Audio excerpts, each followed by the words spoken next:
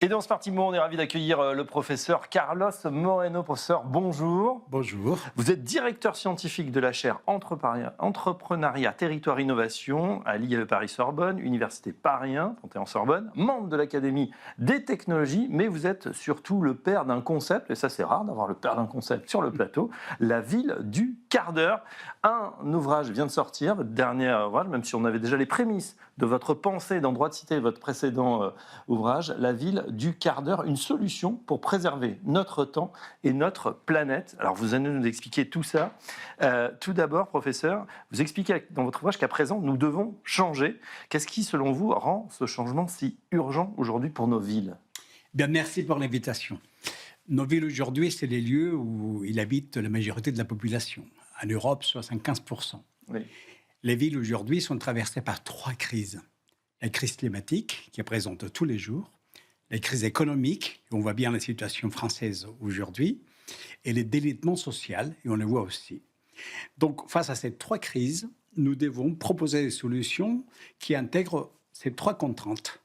Décarboner, régénérer de l'emploi, régénérer de la valeur locale, créer des activités et ratisser les liens sociaux.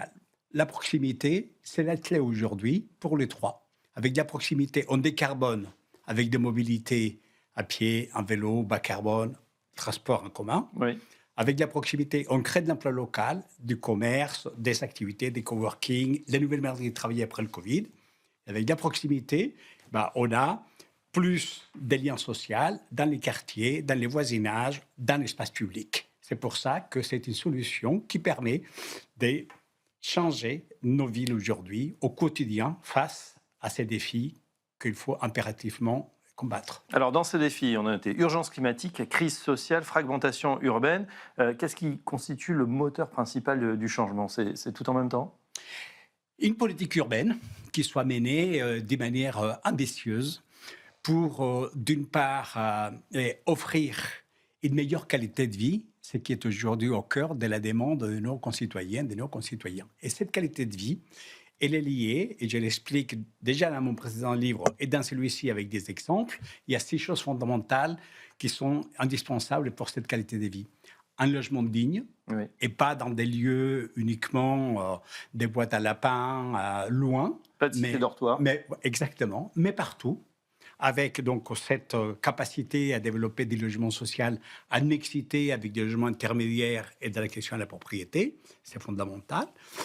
Du commerce de proximité, des lieux de santé, on a vu avec le Covid la difficulté, donc des lieux pour avoir de la santé, de l'éducation, de l'accès à la culture, des espaces publics de qualité et des nouvelles manières de travailler. On voit la crise qu'il y a à Paris, à La Défense, qui montre bien la chute de ces business models des quartiers qui étaient faits uniquement pour travailler.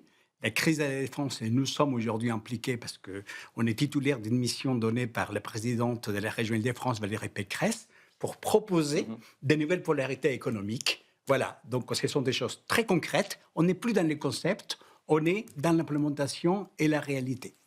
Carlos, maintenant, en vous écoutant, j'ai l'impression que la ville du quart d'heure, où tout est à proximité, c'est l'anti-métro boulot-dodo. Ou en tout cas, on a le boulot d'un côté, le dodo de l'autre, et puis les loisirs quand on peut.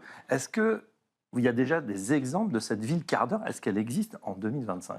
Oui, tout à fait. Et vous avez résumé parfaitement. Donc, on est vraiment à l'encontre de ces métro boulot dodo qui a beaucoup de conséquences sur le plan écologique, sur le plan également social. Les gens, ils perdent leur temps dans des transports obligés. Donc, nous voulons surtout passer des transports obligés aux transports choisis avec ces modes différents de vivre et de travailler.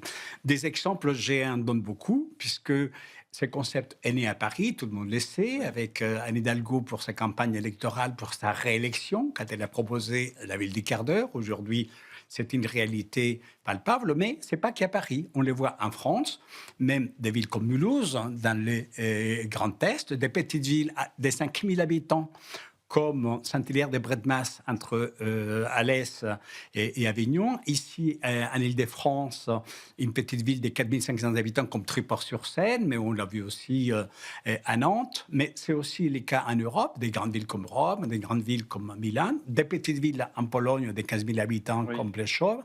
Mais globalement, on a créé un observatoire qui s'appelle l'Observatoire mondial de la proximité durable, avec UN Habitat, donc on est les Nations Unies, et la plus grande organisation mondiale des maires, qui s'appelle CGLU. Et on a accueilli les 4 et 5 septembre des représentants des 5 continents.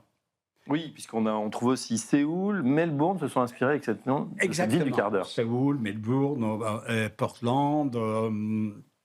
On trouve des quartiers à Tokyo, on trouve en Afrique, donc à Sousse, en Tunisie. Et dans ces livres-là, la troisième partie, je prends dans chaque continent 2 exemples concrets de cette transformation. Et on trouve de tout, y compris des pays. Il faut savoir que l'Écosse a voté, le Parlement écossais, en décembre 2023, ce qu'ils appellent les territoires des 20 minutes dans l'Écosse, parce qu'il ne faut pas se formaliser sur le nombre de minutes. Donc on trouve le territoire des 20 minutes, le territoire de la demi-heure, la ville des 10 minutes, comme en Utrecht, en Hollande, voilà.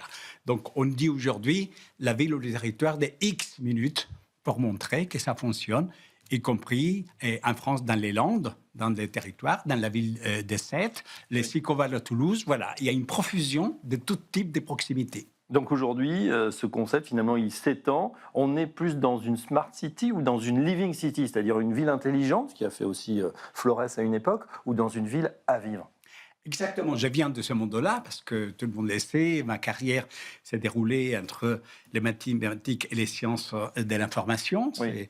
Et effectivement, je suis venu à la ville par les villes intelligentes, le Smart City.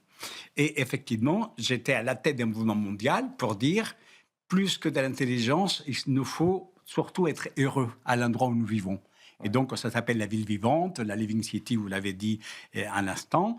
Et donc, cette ville de proximité, qu'on appelle la ville de la proximité heureuse, elle a beaucoup de succès parce que ce n'est pas une recette, ce n'est pas un business model. On ne paye pas pour être dans cette ville-là.